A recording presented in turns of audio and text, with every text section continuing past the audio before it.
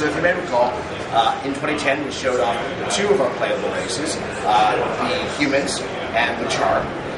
Here at Gamescom 2011, on the floor you'll be able to play all 5 of our races, which also include the giant like Norn, the super magical Sura, and the Safari. Also here at the show, we are debuting our character appearance customization system. It's something that a lot of people have asked us. In the previous builds, we had not enabled it, but here we're showing it off for the first time. The philosophy behind our character customization, and you know what, Colin, feel free to jump in any time if there's something I'm not touching on.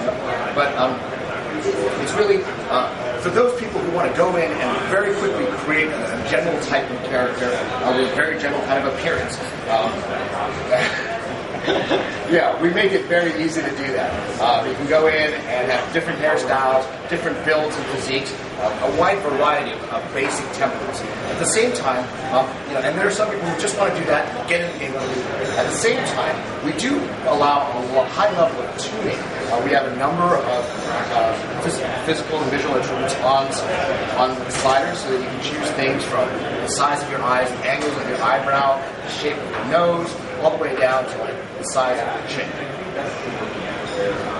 Now, the other thing that we're showing here is our die system. In a lot of other fantasy MMOs, you start off as a level 1 character. You're gray, you're brown, you're kind of drab.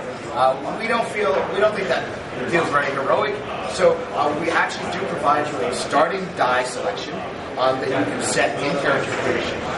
And here, Matthew's choosing blue and orange and red, which is fine. That's his taste.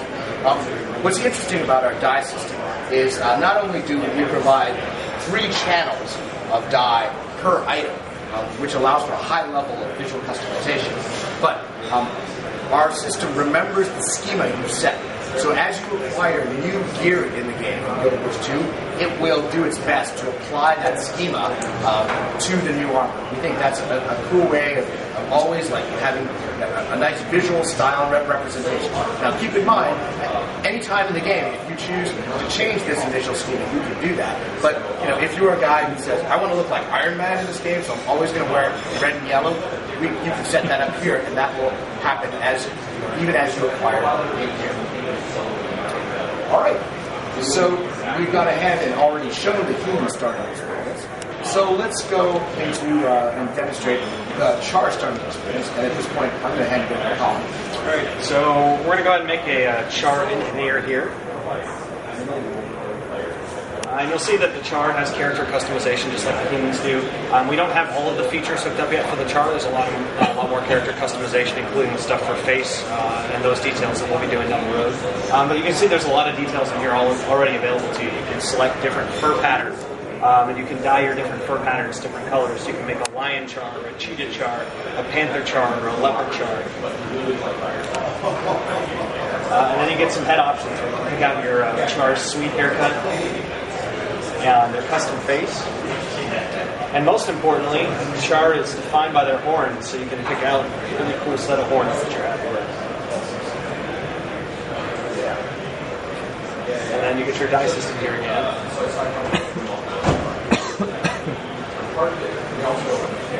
So at this point, this is our character's biography. We talked a little bit about this in last year's demo. This is where you answer questions that determines the personal storyline that your character is going to run into in the game. So to start with, you can say, you're a Blood Legion soldier, you're an Ash Legion soldier. We're going to have this guy be an Iron Legion soldier. And that'll actually determine the first 10 levels of your personal story that you experience in the game. Now, this next question is really important. We're going to give you a little bit of a spoiler here. Char are organized into war bands, and those are the groups they fight along with. And this is your war band, and this is a choice to pick which member of your war band is your closest friend. And each of these guys have unique personalities, unique voice roles, and dialogue.